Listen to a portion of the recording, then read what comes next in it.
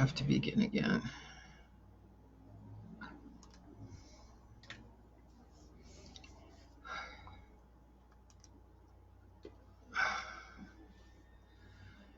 Okay, sorry about that.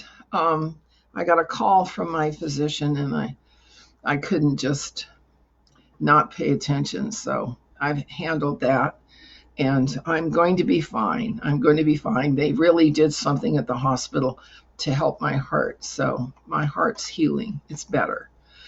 All right, so we'll start over with History Reset, which comes every Saturday. And it's something I want to be reliable about, to offer everybody what I've been able to glean, because I'm a compulsive learner. Okay, I'm a compulsive learner. Well, I grew up in a situation where nothing made sense, okay, and nothing made sense for a long time. So I've spent a lot of time just trying to figure things out, as anybody would. All right. Today, I'm going to talk about something that is not in the Bible. It's not in the King James Bible anywhere. In the New World Translation of Jehovah's Witnesses, it occurs in 3 times in conversation. It's not in the OASP at all. It's not in Voyagers 2 at all. Okay.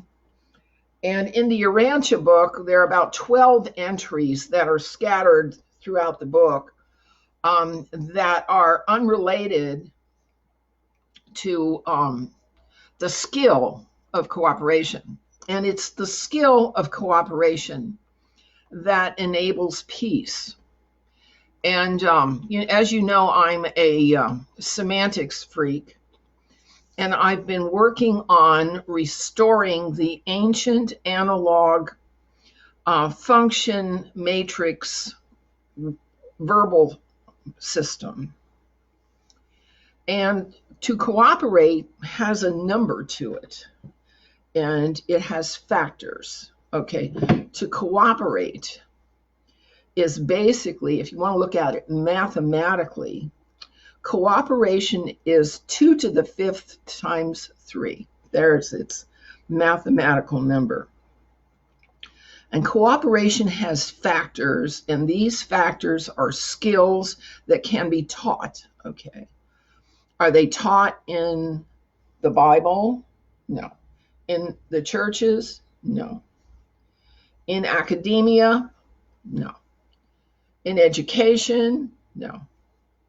In human resource management, literature? Yes, but it's scattered, and you have to be in their database and utilizing their vocabulary in order to get it. And how many of us just read human resource management policy statements for fun on Easter weekend? Come on, that's not going to happen. All right. And I'm going to be having something cold to drink. Okay, so the factors of 96 cooperation are 1, 2, 3, 4, 6, 8, 12, 16, 24, 32, and 48. Also expressed as 2 to the 5th times 3. Now, what does that mean? All right. Each prime number and digital factor represents a whole function in universal reality. All right. A 1 is a thought. It's a thought that thinks things through. It's a thought in which emotions are not part of it. It's just like the Stay Puft Marshmallow Man. It occurs to you. All right. And a 2 is a choice. It's when you say yes to something, okay? When you choose and you allow your feelings to move. It's a good choice.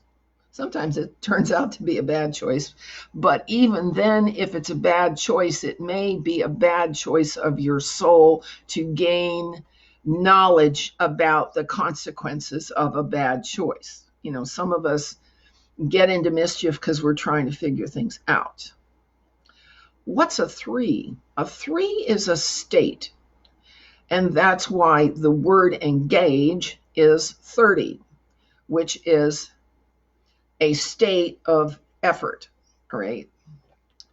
4 is an intermediate outcome. It's something, and a result. It's an effect, a short-term effect, as distinguished from the long-term effect that you want to achieve and perpetuate. Great. A 6 is a pursuit in which presumably you want to manifest goodness. An 8 is a relation in which we choose to create effects. We have a 2 and a 4 makes an 8. We choose the effects by which to relate. Go away. All right. A 12. Now, a 12 is a state times an outcome, which is a dealing. Okay? And we select our associates carefully according to 8, but we deal with everyone fairly. Okay, 12. A 16. 16 is an effect times an effect, or a choice of a relation. All right? And when you think about it,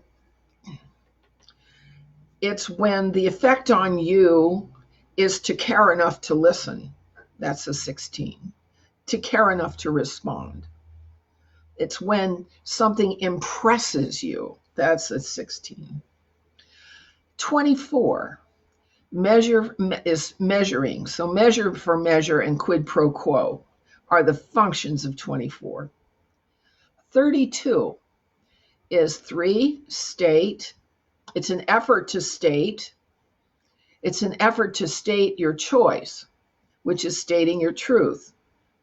48 is the effect of an effort to relate.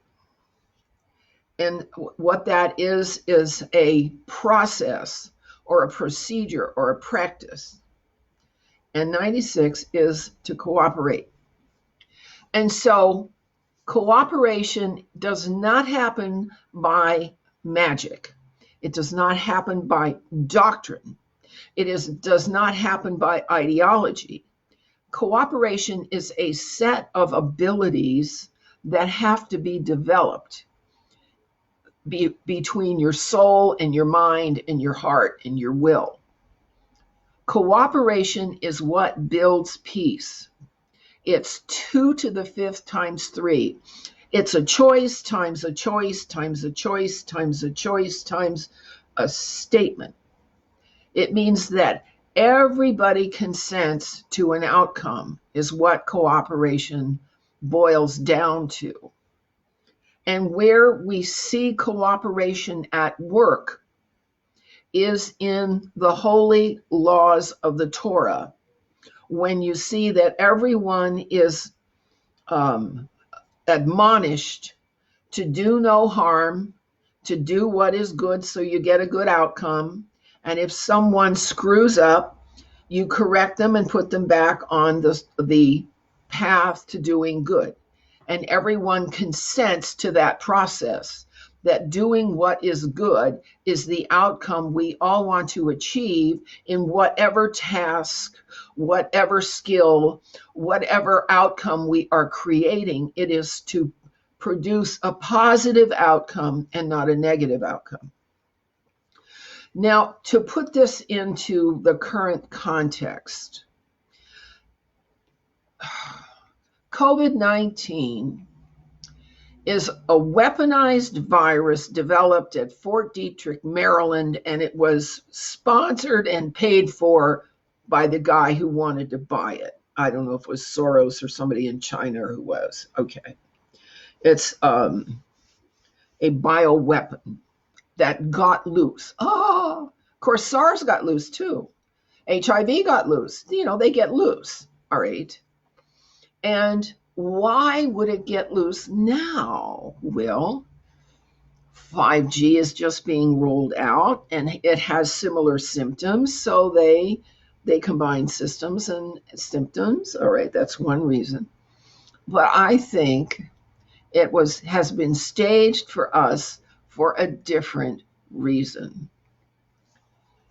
The drug trade, the illegal drug trade across the world has been bolstering and feathering the currency markets, okay? And so when President Trump has acted so decisively to end drug trafficking and human trafficking and child sex trafficking, that revenue that went to offshore banks that got money laundered to go into the regular currency fell away and is no longer absent. And that's why the banking system has got to be redefined and not restored. We don't want to be forever in debt, but the banking system has got to be rebuilt. And that's why we're where we are. And the NESARA, I don't know if you call it a project or a program, is one attempt to correct the currency system of the world. Does it work? Will it work? I don't know. Are there other remedies for the collapse of the money system? Not sure. All right. Money systems are not my bag. However, there are a few things I know about gaining a foothold of survival in a material human life. Okay. And it's about the laws of cause and effect. The laws of cause and effect says whatever you give away comes back to you. So when you're paying forward, it comes back to you. People who don't pay forward, it doesn't come back to them. And so those are the people who are clamoring to be on the dole and get government help. And I have to admit, the government has helped me too. But I did 45 years of Social Security contributions. So my Social Security check is something I earned. It's not an entitlement. Okay.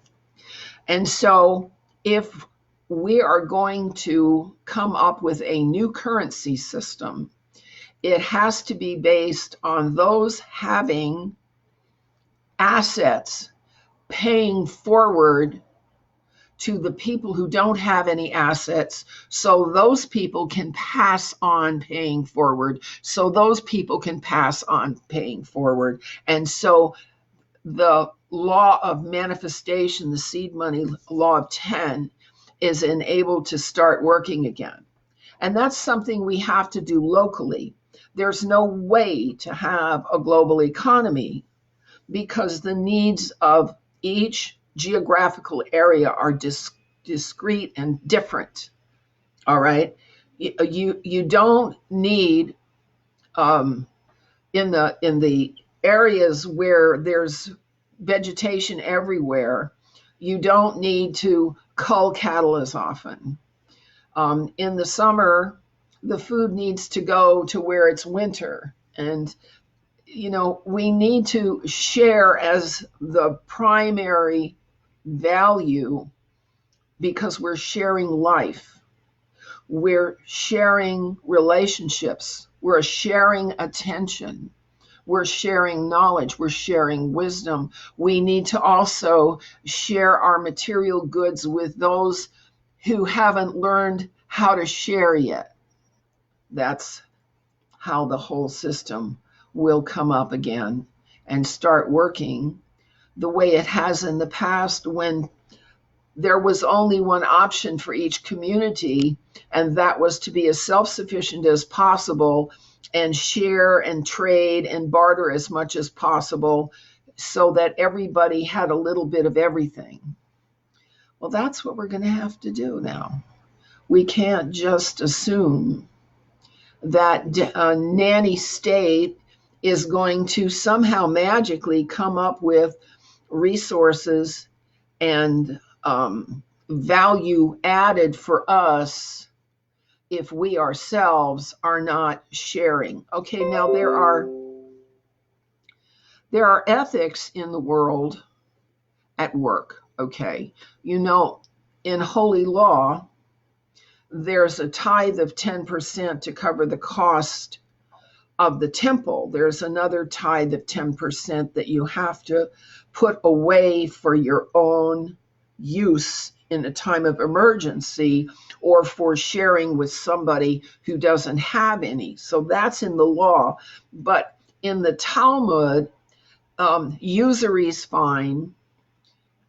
Deceit is fine, and setting up protection rackets, and we're better than everybody else, is what the Talmud says.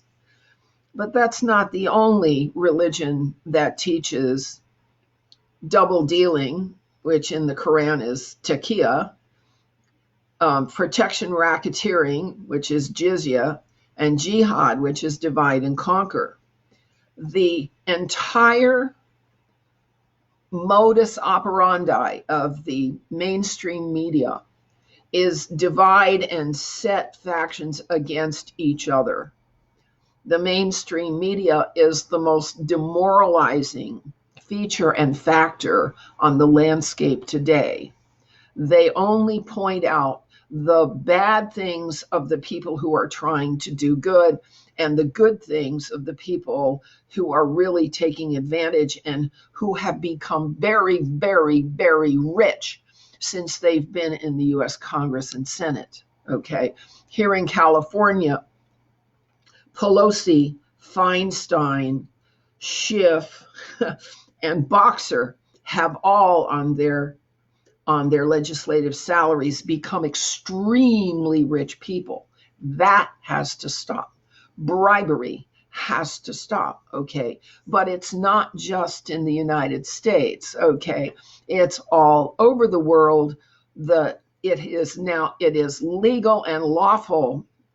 Bribery is actually campaign financing, all right? Double dealing is secrecy with censoring the true information, all right? Jihad is the divide and conquer of the MSM. And that goes on all over the world because sensationalism is what sells media. Sensationalism. We want sensationalism and jollies and fun and spectacular stuff. Okay. We have done ourselves in. We really have. And each culture is accusing the other cultures for sins that they themselves are committing. You see this all the time. You see this all the time.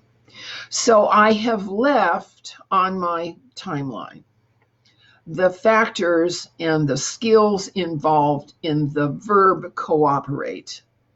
And for those of us who are home with our kids, here's a bucket list of skills that you can think about teaching to your children so that when they're out in the world, they know how the do unto others as you would have them do unto you actually operates, and how the mean what you say and say what you mean, let your yes mean yes and your no mean no, all right? You'll see how the Beatitudes that Jesus spoke of operate in the verb cooperate. I hope this is of value to you. I hope you can use it. I hope you'll give me feedback. And yes, this will go up also on YouTube. And if you're a subscriber there, I hope you'll hang in there because I'm devoted to the task of ironing out some of these wrinkles and filling in the gaps and the holes in the fabric of information that we have. It's not enough to point at each other and say, you're lying, you're lying, you're lying. Come on, stop it. You're acting like 7-year-olds. Let's bring forward, let's pay forward the wisdom that's going to help us now. Okay, does that make sense to you? I hope so. I hope so. We'll see you later.